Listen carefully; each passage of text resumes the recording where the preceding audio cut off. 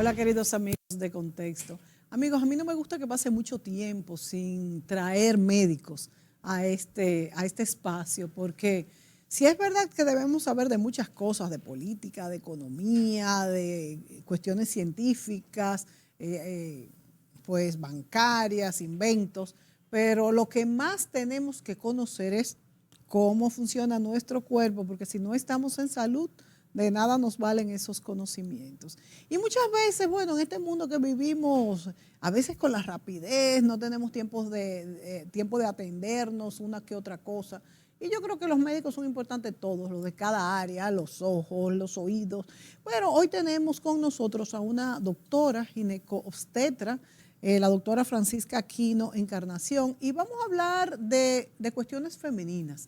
Vamos a hablar de infecciones, de cómo tratarnos esos problemas que a veces tenemos y le damos larga y puede ser peligroso porque puede convertirse en cualquier otra cosa más allá. Bienvenida, doctora Francisca Aquino. Muchísimas gracias, muy buenos días. Estamos aquí para servir. Me encanta esa parte que dices de la importancia de que los médicos podamos estar informando, enseñando a la población a cómo cuidar su salud. Eso es muy importante y sobre todo en nosotras las mujeres que jugamos tantos roles, que hacemos tantas actividades, tanto en la vida familiar como en la vida laboral. Es importante que tomemos cuidado porque nadie da lo que no tiene. Si no tenemos una buena salud, claro, no podemos ayudar en nuestra familia y en todos los roles que desarrollamos a diario. Así que muchísimas gracias a nuestros amigos televidentes. Esperamos que le pueda ser de provecho y que sea mejor para su salud.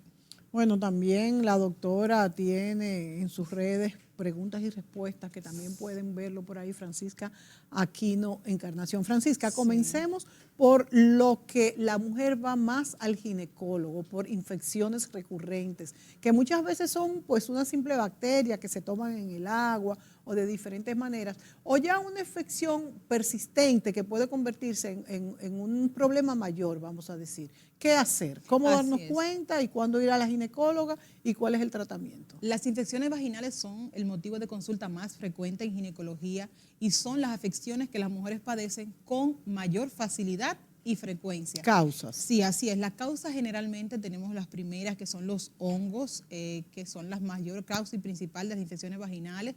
También tenemos bacterias, parásitos. Dentro de las tres principales tenemos lo que es la infección vaginal por cándida. También podemos presentar las Gardnerella vaginalis y la tricomona. Esas son las tres primeras causas de infecciones vaginales que se presentan en la mujer. Cada una tiene un cuadro clínico diferente. La mayoría de ellas se caracterizan por producir secreciones vaginales que pueden ser desde en pequeña cantidad hasta ser abundantes que entorpezcan el desarrollo diario de la mujer. Es importante que la paciente al presentar alguno de estos síntomas acuda a su ginecólogo. ¿Por qué razón? Porque en su ginecólogo usted puede saber la diferencia de cuál es. Hay muchas pacientes que dicen, bueno, tengo un poco de secreción vaginal, tengo un poco de ardor o de picor, voy a ponerme un tratamiento, consultan con la vecina de al lado que le dice, mira, mi doctora me recomendó este tratamiento que es muy bueno, sí, muy bueno para ella, para la infección vaginal que tiene ella, pero que quizás no es exactamente la que tú tienes.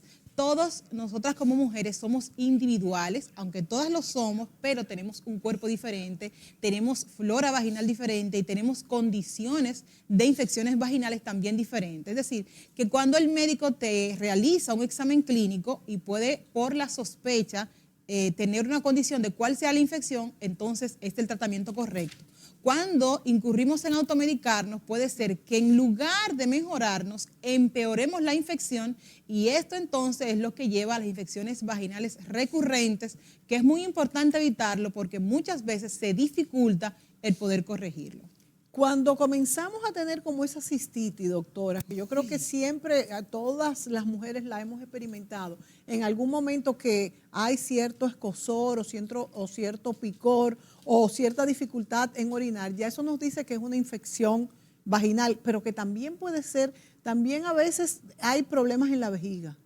Efectivamente, hay diferencias. La infección vaginal y la infección urinaria pueden estar relacionadas, pero son dos procesos diferentes. La uretra de la mujer está cerca del introito vaginal y muchas infecciones vaginales pueden también producir infección urinaria. En muchas pacientes, el mismo germen que se encuentra en un cultivo de secreción vaginal es también el que se encuentra en un cultivo de orina, lo que significa que de uno de los medios fue que pudo adquirir la contaminación. De cualquiera de los dos. De cualquiera de los dos. Entonces, cuando la paciente presenta la infección vaginal, que es más frecuente que la infección urinaria, debe tratársela porque una de las complicaciones que puede ocurrir es que aparezca la infección urinaria. Generalmente puede comenzar como una infección urinaria baja o una infección genital baja, pero esto también puede ascender incluso a sus riñones, a sus órganos genitales internos y causarle una doble infección, tanto una infección alta urinaria como una infección alta desde el punto de vista genital, es decir, que puedas presentar una endometritis, que puedas presentar incluso una inflamación de las trompas, de los ovarios, abscesos. O sea que hasta este nivel puede llegar. Hasta este nivel puede llegar, incluso causarte adherencias, causarte condiciones de infertilidad, predisponerte a complicaciones como un embarazo ectópico, es decir, que son muchas las condiciones que pueden aparecer como resultado de una infección vaginal no tratada o tratada de manera incorrecta. Bueno, ya ven lo importante que es acudir inmediatamente tengamos ese tipo de síntomas. Entonces, ¿cuáles son los distintos tratamientos, Francisca, para esto? ¿Y qué debe hacer la persona si tiene que ir si puede realmente? También es muy usual que la persona use un óvulo, use una pastilla. ¿Qué hacer?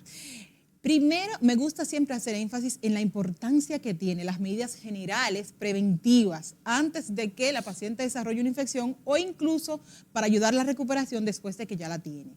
La mujer no puede, no debe lavar sus partes íntimas con el mismo jabón que lava su cuerpo, porque recordemos que cada área del cuerpo tiene una mucosa o tiene también una condición de gérmenes que son específicos de cada área, que cuando nosotros los transportamos a otra, entonces puede producir enfermedad. Y es el caso de los gérmenes que están en el cuerpo, que lo podemos llevar al área vaginal y producirnos una enfermedad. La mujer debe tratar de cuidar la ropa íntima que utiliza, que el panty sea generalmente de algodón, que tiene la capacidad de absorber y de evitar que partículas asciendan hacia la vagina y provocarle también una infección. Los jabones que utilice para el área íntima, por favor. ¿Qué tipo de jabones, doctora? Porque también vemos que hay muchos jabones comerciales que tengo entendido que también causan irritación. También lo pueden causar. Entonces, realmente, cada mujer, en dependencia del análisis que se haga, lleva un jabón diferente. ¿Por qué? Porque hay pacientes que presentan, por ejemplo, un pH a nivel vaginal que puede ser ácido, que puede ser básico. Entonces, en dependencia de cómo sea tu pH, es el jabón que necesitas. Pero vamos a darle ciertos tips para el jabón ideal, porque no siempre uno puede ir directamente a la consulta. Entonces, número uno, tiene que ser un jabón que no tenga olor, que no tenga color, que sea hipoalergénico para que no le cause irritación a la mucosa y esta irritación la predisponga a infecciones. Si tenemos un jabón que presenta esta característica y por supuesto que tenga un pH neutro, es decir, que no te incline ni a los ácidos ni a los básicos para poder entonces favorecer una infección u otra. Porque lo primero que ocurre para que se desarrolle una infección es el cambio del pH vaginal. Cuando ocurre este cambio, predominan ciertas bacterias que no son de esta área y entonces sí pueden causar la infección. Cuando esta área está muy irritada, cuando utilizamos ropas muy apretadas, cuando pasamos el día trabajando, sudando, haciendo ejercicio y no utilizamos las medidas higiénicas necesarias, pues también esto puede pasar. Cuando utilizamos los tampones vaginales, que también pueden arrastrar un proceso de infección, duramos mucho sin hacer el cambio y también estas condiciones pueden pasar cuando nos automedicamos. Muchas pacientes que se ponen óvulos después de la menstruación porque entienden que la menstruación es algo sucio, algo que le daña. No, la menstruación es un proceso normal que no te causa ningún tipo de contaminación, ningún tipo de infección, por lo que no tienes que ponerte óvulos después de la menstruación. Lo que sí puede pasar, que hay pacientes que presentan infecciones vaginales, secreciones, comezón, después de la menstruación, porque muchas veces el pH tiende a aumentar después del ciclo y ciertas infecciones que ya están presentes, entonces comienzan a presentar síntomas. Pero no estamos tratando como tal una condición que produjo la menstruación, sino una condición que ya la paciente tiene y que por esta razón se medica, pero con un óvulo, con el óvulo que usted pone, que quizás no sea el que necesitas para esa infección, lo que puedes hacer es agredir aún más la mucosa, dañarla, predisponerla más y entonces favorecer lo que se conoce como infección polimicrobiana. Es decir, que no solamente puedes tener un hongo, también puedes tener una bacteria, puedes tener un parásito, entonces todo esto se combina, te agrede con más facilidad, ascienden también con más facilidad a tus órganos genitales internos y pueden complicar seriamente una infección. Fíjense cómo hasta el tipo de ropa que uno utilice puede provocar una infección, que a veces no estamos conscientes de eso. Entonces, doctora, después de la menstruación es más propicio a que una mujer pueda tener infecciones, ¿y en qué otros momentos de la vida es frecuente? No, no es más propicio después de la menstruación. Lo que pasa es que la menstruación cambia muchas veces el pH, y como ya tú no estás presentando... Pero a ácido, lo cambia a ácido. No, a básico, lo pone básico. más básico, predispone otros tipos de infecciones. Sí. El pH vaginal tiene tendencia a ser un poquito ácido por los peróxidos que producen los lactobacilos que se encuentran ahí, para evitar que ciertos gérmenes puedan ascender. Entonces, estos lactobacilos protegen tu mucosa vaginal. El exceso de higiene también predispone a infecciones porque destruye la flora vaginal y no permite entonces que ésta pueda defenderte correctamente. La mejor defensa que tienes es tu flora. Debes tratar de conservarla consumiendo Por eso el mucho jabón líquido. no es agresivo, pero si es agua, sí. Si es el agua no lo sí, daña, es el jabón lo que puede agua que, dañarlo. recuerden, debe estar un agua higienizada, porque recuerden que tenemos lugares, por ejemplo en piscinas, en ríos, que el agua está contaminada, que puede ser agua, pero entonces ya es un factor agresor. De hecho, es uno de los momentos donde más aparecen las infecciones vaginales, aparecen las infecciones. cuando las féminas nos bañamos en piscinas. Así es, hay muchas piscinas que ni siquiera tienen filtros, que no tienen las condiciones necesarias, que ahí tenemos los gérmenes de todas las personas que se han bañado, entonces tenemos que tener cuidado con esa parte, y en el caso de que estemos más frecuentes en piscinas, en playas, en ríos, pues tratar de lavarnos desde que terminamos de realizar el baño, para poder evitar la permanencia de esta condición lesiva para el área vaginal y así no predisponer a infecciones. En cuanto a las recomendaciones para mantener el pH, ¿la única que pudiera señalar es la del jabón o hay alguna otra? No, hay muchísimas otras. Incluso cuando nosotros tratamos, por ejemplo, cuando hay muchísimo calor que comenzamos a sudar bastante, tenemos que tratar de tener un cambio mayor de la ropa íntima, por lo menos 2 cambios en el día, en dependencia del ejercicio o el trabajo que hacemos. Hay personas que trabajan bajo aire Por la humedad. Por la humedad, exactamente. Esta humedad favorece cambios del pH, favorece el crecimiento de gérmenes que alteran esta flora vaginal y entonces pueden predisponer a infecciones.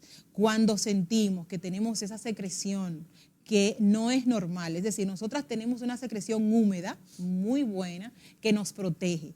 Esta secreción no tiene color directamente, no tiene olor, y muchas veces se ve aumentada cuando esta secreción. protege, así mismo, forma como si fuese una película protectora a nivel de la mucosa vaginal que nos protege de las infecciones. Entonces, cuando tenemos relaciones sexuales, cuando no tenemos la higiene correcta, cuando utilizamos muchos tampones, cuando realizamos duchas vaginales, es decir, que queremos lavarnos dentro de la vagina, esto es una conducta incorrecta, lavarse dentro de la vagina, porque esto hace que esta película protectora, que esta mucosa sea agredida y entonces predisponernos más a infecciones. La vagina no se lava de manera interna. Ella tiene su mecanismo de limpieza que permite que ella pueda estar bien, correcta, sin necesidad de agredirla de manera externa. Pues nos vamos a la pausa y volvemos con la doctora Francisca Aquino.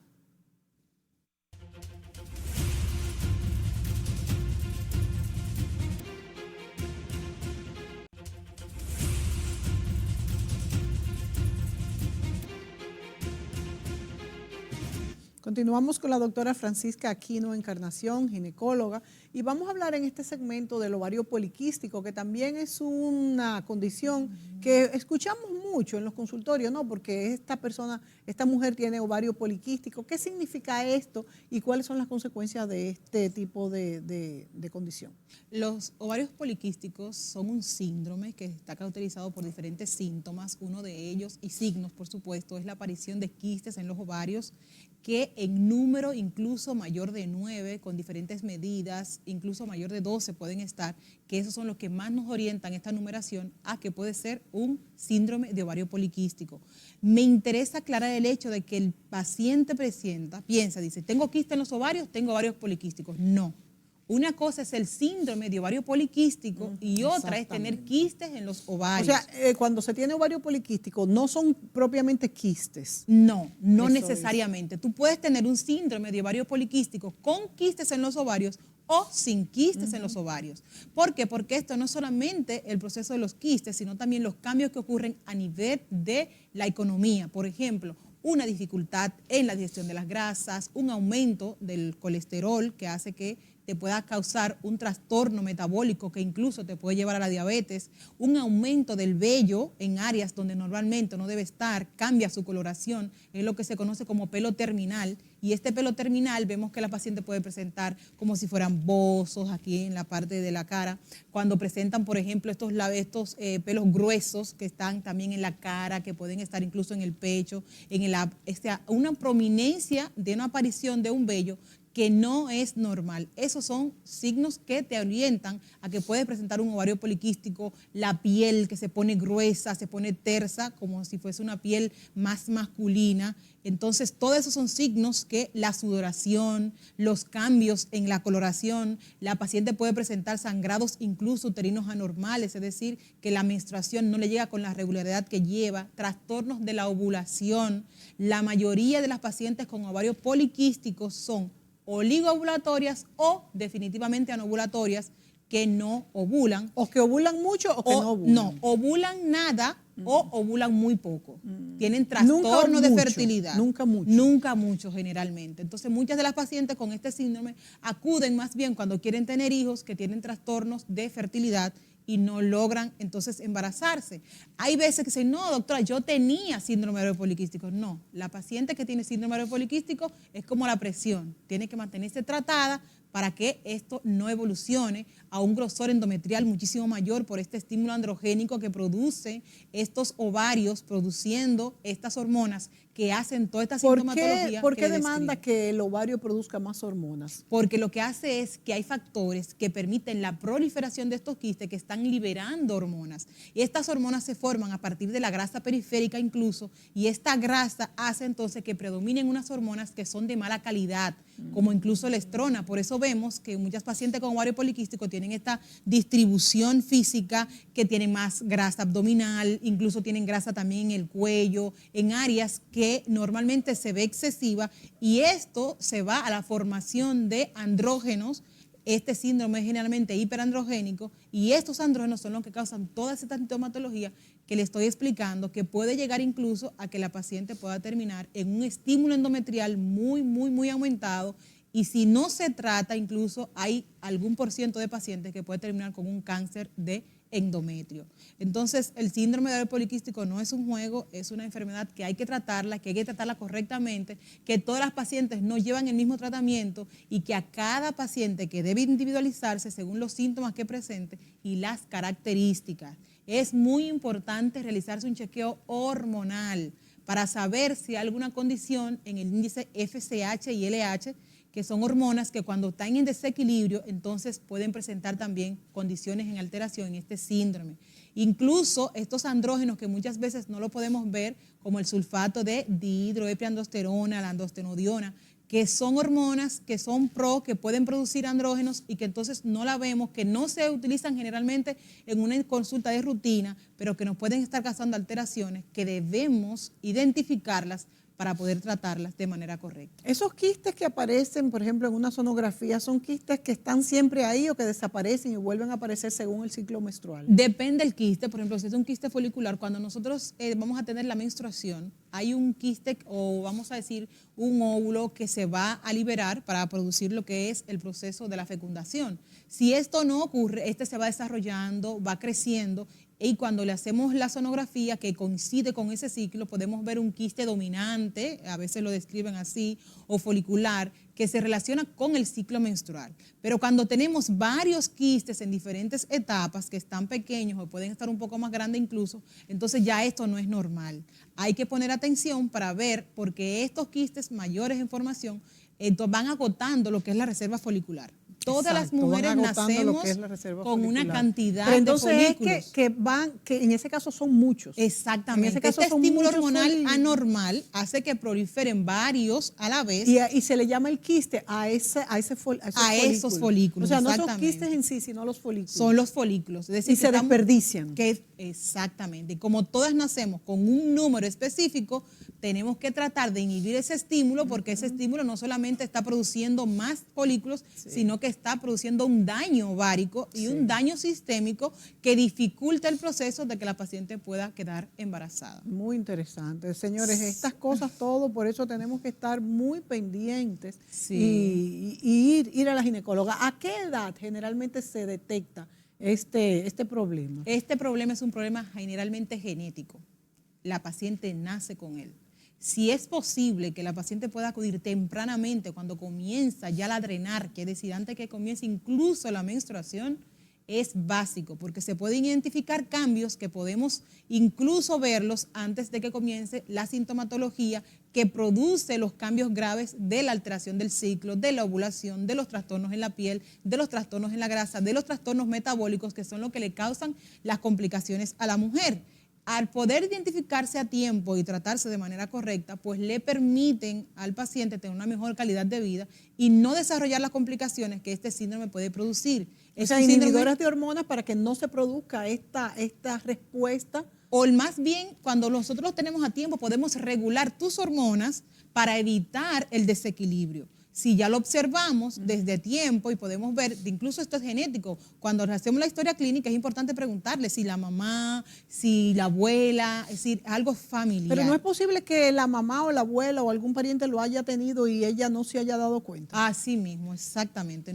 Muchas pacientes no se han dado cuenta porque ni siquiera lo tienen dentro de su política de conocimiento, de investigar, de saber. Y por ejemplo, una pregunta, si una mujer sale embarazada, por ejemplo, de trillizos, y no ha tomado ninguna estimulación, ¿es posible que haya tenido un síndrome poliquístico? Puede ser que haya tenido un síndrome poliquístico, pero también puede ser que sea una estimulación, o sea, que haya tenido una hiperestimulación. Hay pacientes que son de punto de vista genético que tienen tendencia a tener gemelos, trillizos. Incluso hay países como Nigeria que más del 50% de la población tiene gemelos. Entonces, hay cosas que son genéticas, pero hay otras que no son normales. Sí, pero en este caso, si fuera por ovario poliquístico, sí, es una alteración. Así es. Y de hecho hay pacientes que cuando comienzan este problema de fertilidad acuden a ciertos médicos e incluso consultan en las redes sociales y se someten a procesos de estimulación y pueden desarrollar lo que se llama un síndrome de hiperestimulación ovárica y entonces causarse más complicaciones que sí son graves y pierden todos esos óvulos que pueden ser útiles. Entonces, cuando una paciente tiene síndrome de ovario poliquístico, tiene que ser tratada para que ella pueda recibir sí estimulación, pero en el momento correcto para poder hacerlo con un óvulo, porque cuando lo hacemos con más, ya esto sí sería un daño, una iatrogenia que puede causar alteración no solamente de la madre, sino también del niño, e incluso inducirle a abortos, a pérdidas tempranas del embarazo. Sí, porque tengo entendido también que por ovario poliquístico puede ser que tengan abortos recurrentes, pérdidas recurrentes de la gestación.